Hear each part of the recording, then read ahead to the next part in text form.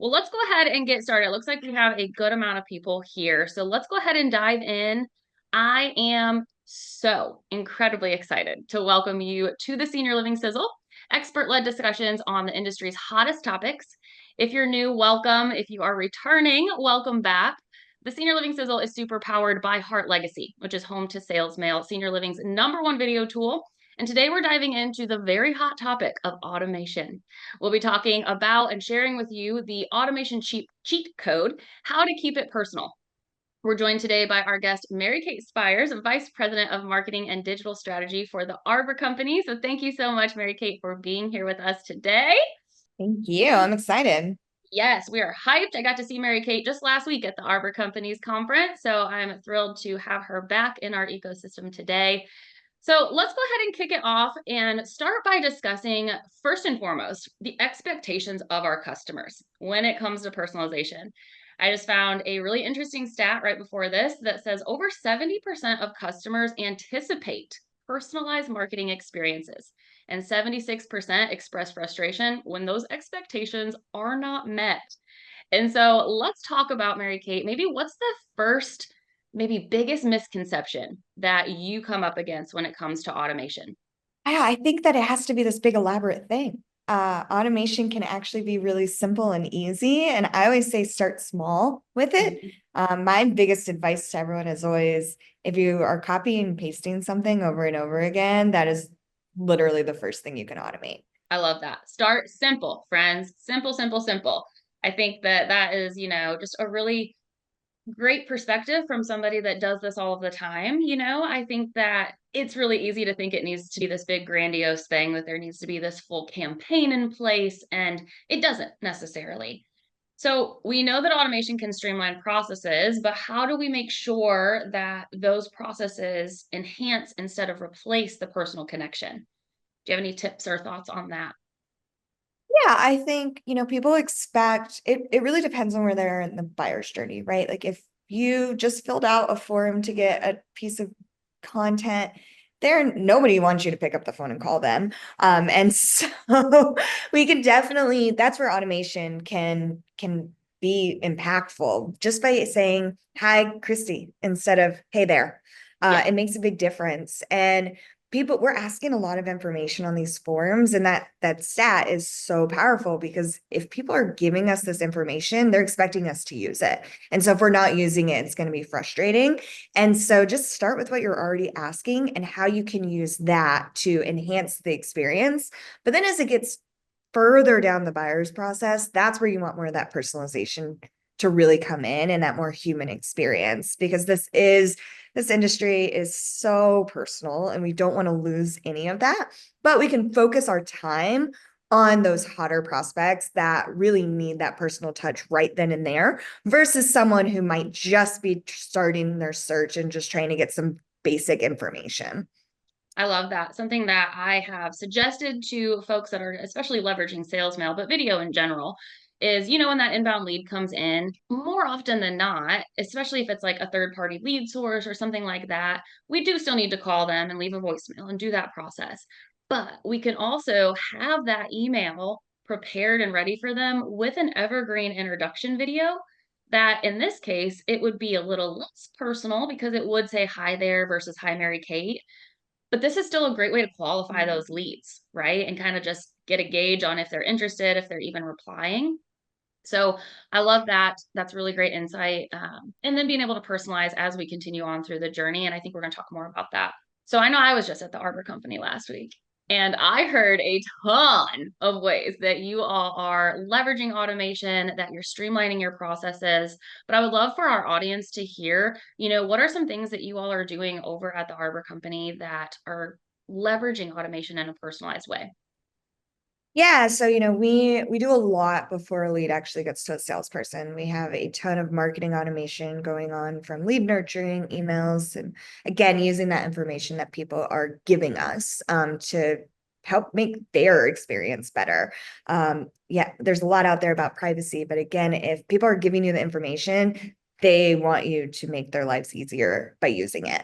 And then there's all of that from a marketing standpoint, but kind of like I said in the beginning with copying and pasting, if you are sending out a pre-tour reminder every day over and over and over again, there is a good chance that your CRM can help you automate that. So you can set that up to be automated. And again, with the help of something like SalesMail, you can put a video in there to even increase the chance of people actually coming to those tours. But there's a lot in there that your CRM, the information it has can be used for automation, even if it's not something that's prospect facing. So as simple as you have the tour in your system and you have a task that automatically reminds you the next day to send that follow-up. That's something that you still as a person are going to be the one sending the follow-up.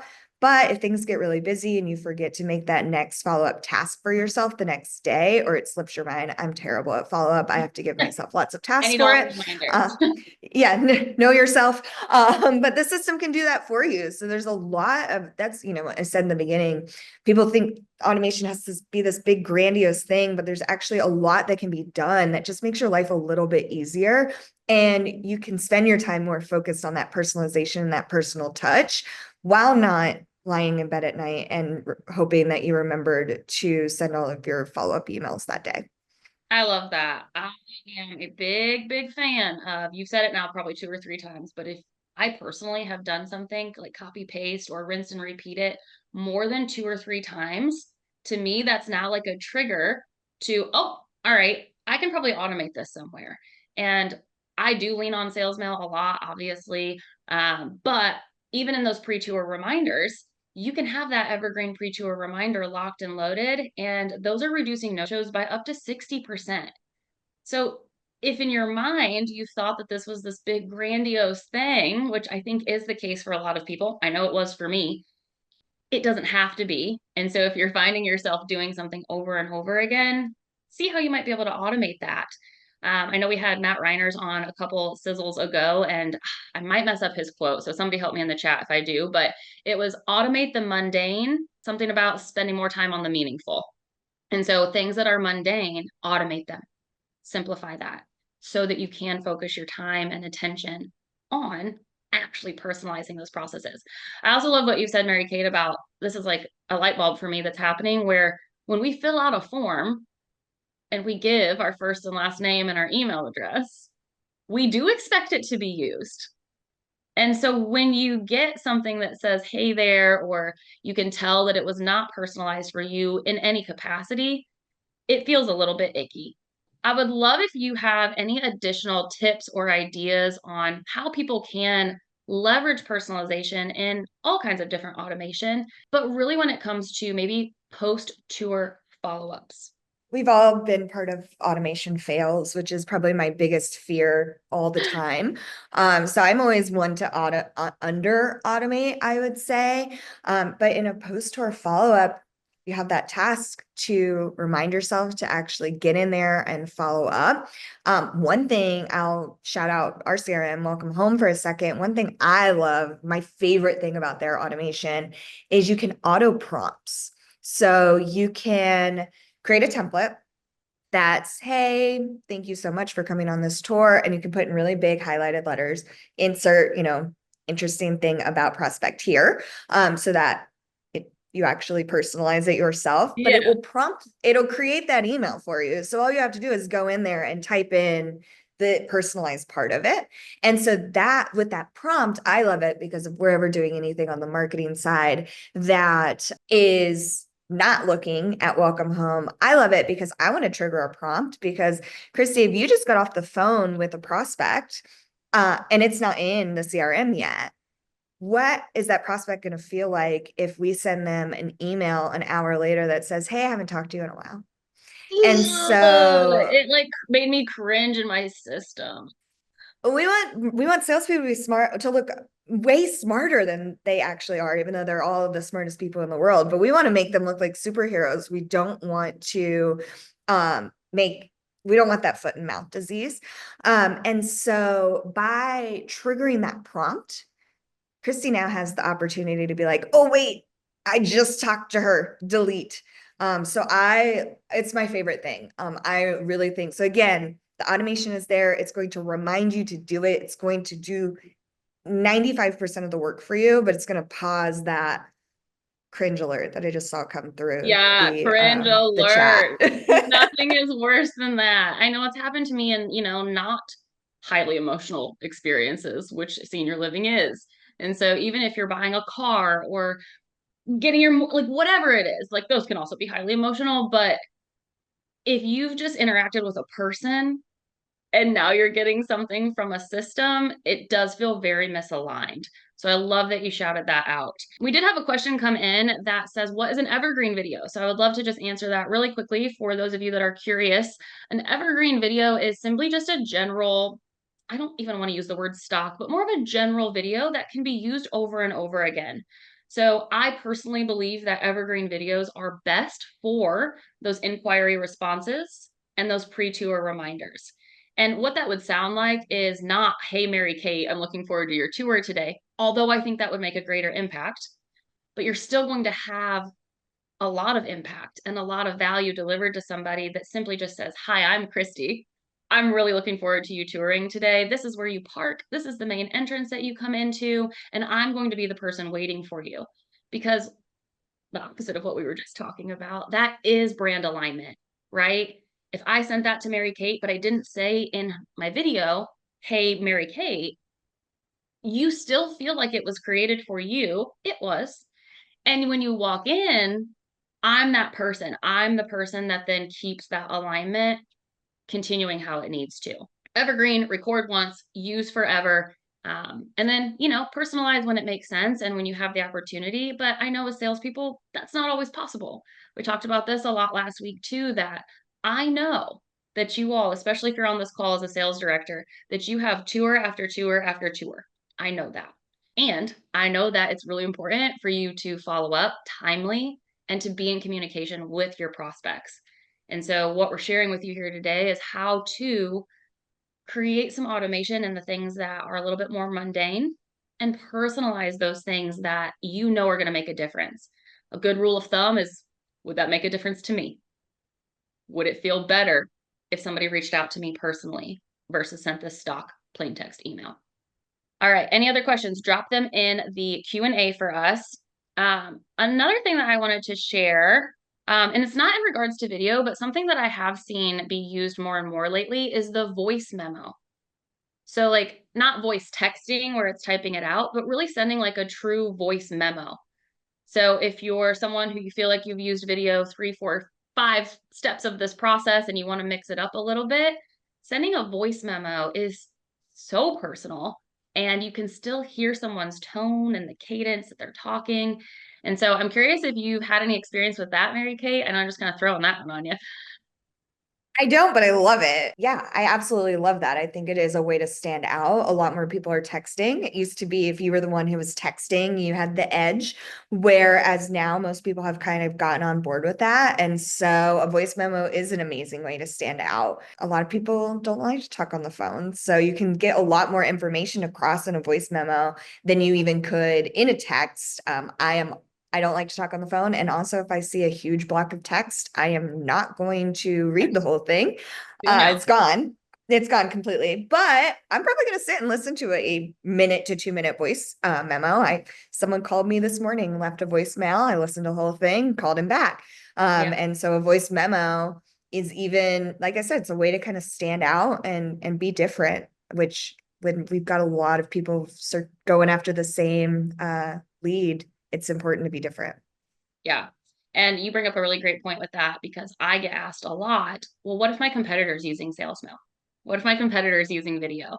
And I think what's really important for you all to just remember is that it is you. It is you that sets your community apart. It is you that makes a difference. It is you that is that resource and that guide and that advisor. And so what we want is for you to have more time and capacity to show up and do those things.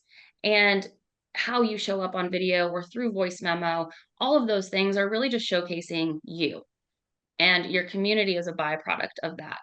I think that more and more how older adults are looking for senior living, how they're searching for this type of, living and lifestyle, we have to adapt. And so they're consuming more video content, they're consuming more audio content, I think that you are not alone, Mary Cate. When the big block of text comes at you, more often than not, we're inundated with it. If you are on this call right now hearing this conversation and you are still sending big old blocks of text every time a new lead comes in, you're sending a pre-tour reminder and it's just plain text, we would encourage you to add in a video or a voice memo or a picture or something that makes people feel something. Something that we've been talking a lot about is that people are not going to remember a big old plain text email. But if you send them a video saying, we're really looking forward to having you come to our community and being a good resource and educate you, that's going to make them feel something. And whether they choose your community or not, you still made them feel really good. And that's going to come back to you. Any other things that I haven't talked about, Mary Cate, that you do want to share? I would say like two biggest tips: using information people give you, get rid of copy and pasting. That's the perfect place to start. That's a good first step. My other little point that I had in my notes here was leveraging your team in these automations. So I had a note about the executive director or maybe the director of nursing or clinical director, being able to have evergreen, now that we're all well versed in that word, evergreen videos that are created from your team. That is a really great way to drop content and provide value that's not just, hey, we're just checking in. Hey, I just wanted to see how you're doing and if you're ready yet. Those types of messages, those days are gone, friends. And if you're doing that, I would encourage you to wrap it up starting today because they don't feel good and they're not going to convert your prospects. But if you've already got some videos created that are the executive director introducing themselves and you've not heard from a prospect in, I don't know, 3, 4, 5, 6 weeks, how impactful would it be to send that quick little introduction from the ED saying, hi, I'm here. I would love an opportunity to connect with you. Let us know if you have any questions or we can help. And so really leveraging your team in personalizing your automation. I love Steve's comment, unless you're copying and pasting a SalesMail video link. Very important to clarify. You can put it in a template. You can put it in a template and never have to copy and paste it again. That is true. That is true. And it was really great last week at the Arbor Companies conference to just hear the team interacting and the team saying, oh, well, hey, we have a template for that and welcome home. Or, oh, hey, we have the ability to insert a quick SalesMail video into that template and have it go rinse and repeat, rinse and repeat. And it's really also a great way to A/B test. So if you're like, I don't know if that's going to work for us, I would invite and encourage you to do a little A/B testing with this. Send out your plain text messages to half your database, start sending personalized video messages to the other half. And I think that you'll be really shocked to see that conversion ratio increase. Is there a way to put videos in created folders? I do videos that I'd love to drag and drop into a folder. I do certain categories of videos like for prospects, for referrals, for current residents, etc. So, Daniel, I'm not sure what platform or tool you're using, but on SalesMail's platform, we have a section called favorites.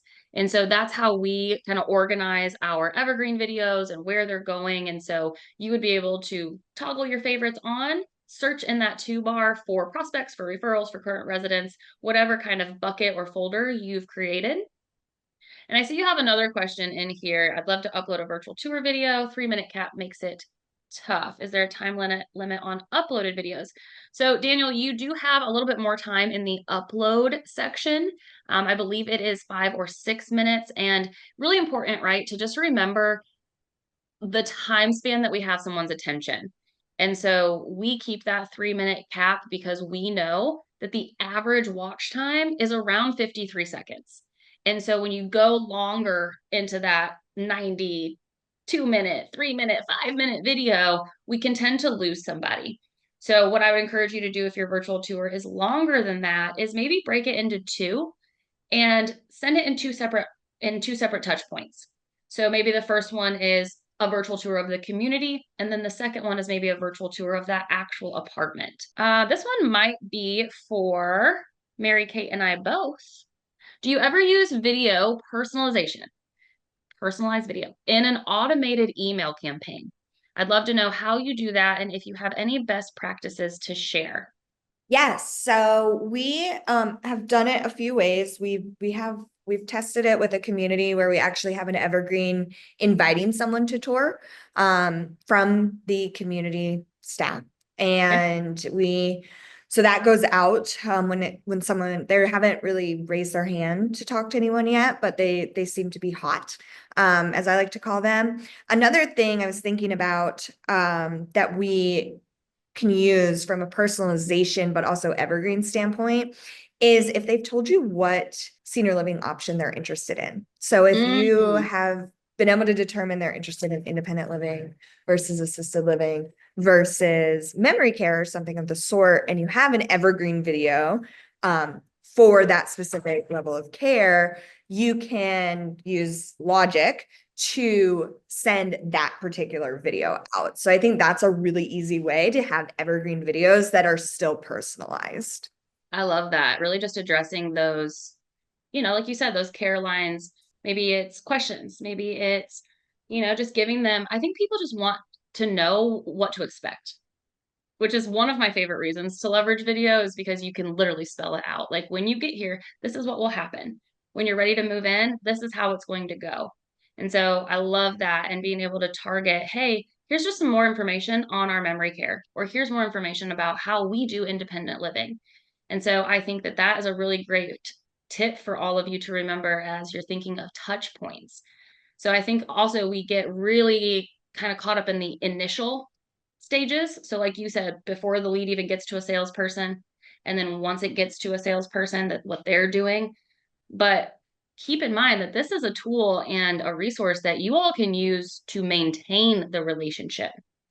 And so if you've done all this personalization at the front and then you have these canned plain text responses that you're sending out every 3, 4 months, swap those out for something more personalized. And thank you, Ryan, for giving me the correct upload speed in the chat. You can upload up to 6 minutes. And yeah, don't forget about multi-clip. So Daniel, using the multi-clip, if you're not already, is a great way to cut out the dead space of walking.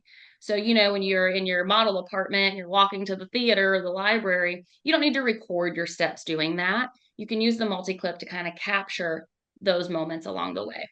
All right, great stuff. Let me see if there are any other questions. If you've got them for Mary Cate or myself, please do drop them in the chat. We would love to answer them while we're here today. I think, the biggest thing that we wanted to really just convey to you all is that it's simpler than you think it is. Start small, really small. I know I just put something on LinkedIn Monday when I was at the Alabama Assisted Living Association, and it was my out of office responder. And I know some people were like, kind of thought that was a little cheeky and fun, but that's something that we automate all of the time. How many do you get when you send a big email blast that say out of office and it's just a sentence that says, oh, I'm out of the office, I'll be back? A really easy way is to create an evergreen video even. I like to make mine personalized. I like to put on my little whiteboard like where I'm going and when I'll be back. That's extremely extra, and I know that. But you can just create a general one that says out of office, I'll be back soon. And it keeps that psychological proximity, that trust being built with your prospects, referral partners, internal team long after they've gotten an out of office responder from you. I love that. Yes, people will remember you. It stands out.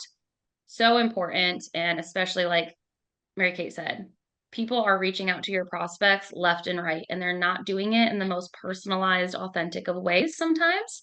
And so we really want you all to take away from this conversation today. Think about how it would make you feel. If you were looking for a community or a service line for your aging loved one, what would it feel like to get the current automation or the current email communication coming from you and your community? So I think that's a really good place to kind of be like, I don't think I would like that.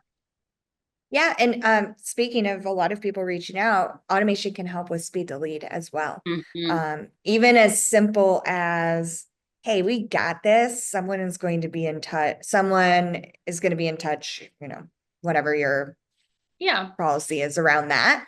But something that gets you right in front. There's nothing, I tell the story all the time. I was helping my parents look for my step grandmother for memory care during COVID, and which was 5 years ago. And there are still places that I reached out to that I'm waiting to call me back. I never got any indication they got my information. Even a simple automated email that said, hey, we got this, we will be in touch with you as soon as possible, would have given me a lot of peace of mind in that moment versus just maybe they'll call. I don't know. Wow. That kind of gives me a chill a little bit. I, A, hate that you had that experience, and B, want to encourage and inspire us all on this conversation to do better than the memory cares that Mary Cate reached out to, because we have an opportunity to do a couple things. We have an opportunity, I think we owe it to these folks to show them that we are people, that we are also humans who care about them and care about their experience. And this is not a transactional process. This is a relationship building process. This is a trust building process. And that's what they expect and it's what they deserve. And so we can do that by really just being mindful of our communication. I was actually able to share an example on Monday at my presentation of an executive director that's doing this.